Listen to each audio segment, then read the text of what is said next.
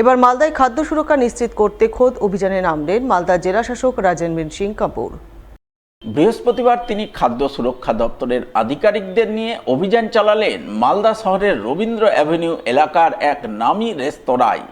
যদিও এই অভিযানে ওই রেস্তোরাঁয় বড়সড় কোনো ত্রুটি চোখে পড়েনি, তবে গত 3 দিনে খাদ্য সুরক্ষা দপ্তরের অভিযানে মালদা শহরের একাধিক নামী রেস্তোরাঁ থেকে হোটেল এবং মিষ্টির দোকানে মিলেছে চরম অস্বাস্থ্যকর পরিবেশ। বহুদিনের পুরনো খাদ্য সামগ্রী সহ একাধিক ত্রুটি অনিয়ম ধরা পড়েছে, যার বিরুদ্ধে আগামী দিনে কড়া পদক্ষেপ গ্রহণের হুঁশিয়ারি দিয়েছেন জেলা শাসক রাজেনবীর সিং কাপুর।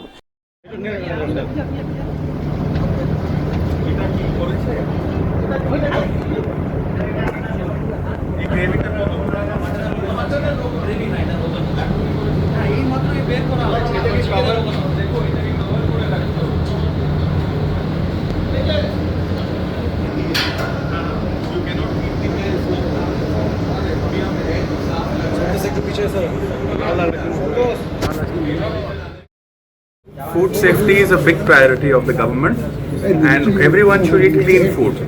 তো আমাদের জেলাতে আমরা লাস্ট 3 দিন থেকে অনেকগুলো ইন্সপেকশন রেড করছি। প্রায় 70-80 রেড এখন হয়ে গেছে, 70-80 হয়ে গেছে।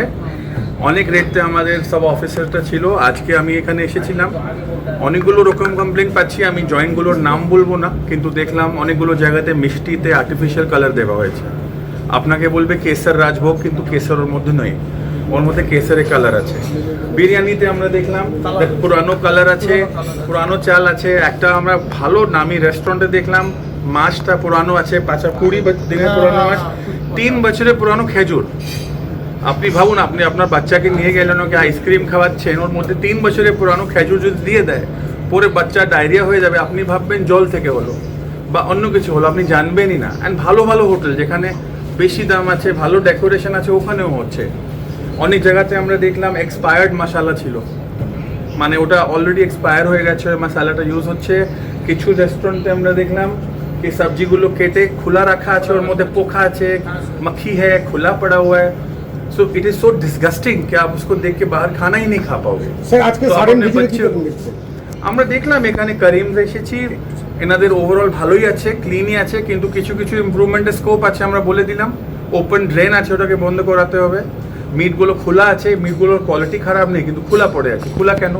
বন্ধ করে রাখতে হবে। অ্যান্ড আমার এডিএম সাহেব বললেন ঘি ব্র্যান্ডেড, তো ওটা আমরা জানতে পারবো না কোয়ালিটিটা কেমন। তো আমরা ফুড টেস্টিং স্যাম্পল নিয়েছি, দেখি কি হবে। দেখুন, ফুড সেফটি অ্যাক্ট 2006 অনুযায়ী আমাদের সেকশন 31 থেকে শুরু করে 59 অবধি অনেক প্রভিশন আছে, মানে কিভাবে প্রবলেম ছিল ওটাকে অ্যানালাইজ করে আমরা অ্যাকশন নিতেই পারি। অনেক জায়গাতে ফাইন আছে, কিছু জায়গাতে ইমপ্রুভমেন্ট নোটিশ পাঠানো যাবে, কিছু জায়গাতে বন্ধ হবে, কিছু জায়গাতে ল্যাব থেকে যখন স্যাম্পল আসবে আমরা আরও কড়া অ্যাকশন নিতে পারি। তো অ্যাক্টে 31 সেকশন থেকে 59 সেকশন মধ্যে অনেকগুলো ধারণা আছে, আমরা সব ধারণাকে ফলো করে লিগালি চলবো। অ্যান্ড আমাদের এটা রিকোয়েস্ট আছে মালদার সবাই রেস্টুরেন্ট ওনার্সকে কি প্লিজ আপনি যেমন বাড়িতে রান্না করেন ওভাবে আপনার হোটেলে করবেন।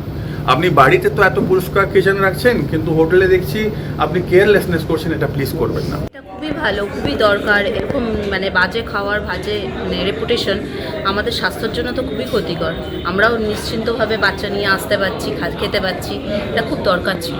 মানে খুব জেলা শাসক নিজে এসেছিলেন, হ্যাঁ, কিভাবে দেখছেন? খুবই ভালো, খুবই ভালো, এটা খুব ভালো ব্যাপার হয়েছে। আপনারা কি এখন আশঙ্কা করেন রেস্টুরেন্ট বা দিকে? এরকম তো কোনো চিন্তাভাবনাই ছিল না, আমরা নিশ্চিন্তে আসছিলাম, রেস্টুরেন্টে খাচ্ছিলাম। এখন দেখছি মালদায় নানান রেস্টুরেন্টে এইসব পচা জিনিস, নোংরা জিনিস, খোলা রান্নাঘর, এটা তো আমরা দেখিনি, এই প্রথম দেখলাম। ডিএম এটা ইন্সপেকশন করছেন নিজে এসে, এটার জন্য খুব ভালো লাগলো। বাচ্চাদের দিক থেকে কি বলবেন? বাচ্চাদের নিশ্চিন্ত আমরা নিয়ে আসতে পারছি, খুবই হাইজিন মেনটেন হচ্ছে, এটার জন্য। সবজি, আনাজপাতি, ফলমূলের দাম নিয়ন্ত্রণে মালদার গাজলের বাজারে আচমকা অভিযান চালালেন জেলা প্রশাসন ও গাজল ব্লক প্রশাসনের আধিকারিকরা। বৃহস্পতিবার সকালে তারা যৌথভাবে গাজল কৃষক বাজারে অভিযান চালান। অভিযানে পুলিশকে সঙ্গে নিয়ে জেলা প্রশাসন ও ব্লক প্রশাসনের আধিকারিকরা গোটা গাজল কৃষক বাজার চত্বর চষে বেড়ান, দোকানে দোকানে অভিযান চালান।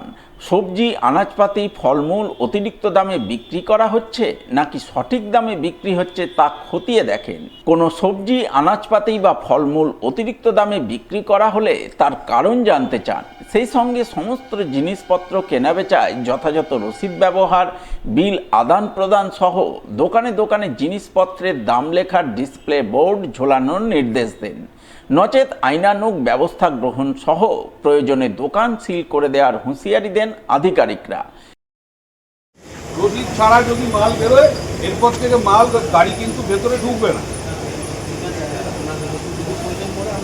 হ্যাঁ, আরে ভাই এটা পাবলিক জানবে না যে ওই লোকটা কত টাকা লাভ করছে। রসিদ স্যারে তোমার ফেরত দিল, একটা লোকের থেকে মাল কিনে নিয়ে এসছো, মানে লস লাভ যা আছে 30 টাকা। ঠিক আছে,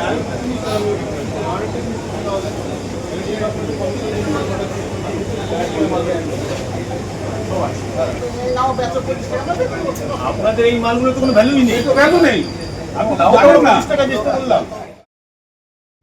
আমাদের এই গাজল কিষাণ মন্ডিতে মানে গাজলের বিডিও সাহেব এসেছিলেন, মালদা থেকে এডিএম সাহেব এসেছিলেন এবং গাজল থানার আধিকারিকরা এসেছিলেন। তারা বিশেষভাবে আলু, পেঁয়াজ, আদা এই তিনটার উপরে সমস্ত কীভাবে মালগুলো কোথায় থেকে আসছে, কীভাবে কিনছেন, কীভাবে বেচছেন, এগুলো সব ভেরিফিকেশান করতে বললো এবং প্রত্যেকটা মালের যাদের কাছে থেকে কিনছেন তাদের রসিদ রাখতে বললো এবং যাদের কাছ থেকে বেচছেন তাদেরও রসিদ দিতে বললো এবং একটা ডিসপ্লের ব্যবস্থা করতে বললো যেখানে আলু, পেঁয়াজ, আদা, এগুলো আদা, রসুন এদের দাম ডিসপ্লে থাকবে, এই নির্দেশ দিয়ে গেল।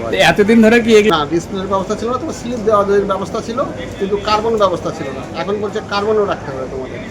আসেন নাসিক থেকে যে গাড়িটা এসেছিল ওটা তো আমাদের এখানে কমিশনে বিক্রি হয়, ওখানকার যে একটা রেট হয় সেই রেট হিসাবে উনি বলে দেয় যে তুমি এই দামে বেচো, সেই হিসাবে আমাদের বিক্রি হয়। তো তার মধ্যে মাল ভালো থাকলে একটু বেশি দামে বিক্রি হয়, মাল খারাপ থাকলে কম দামে বিক্রি হয়, এইভাবে আর কি আমাদের মাল কেনা বেচা হয়।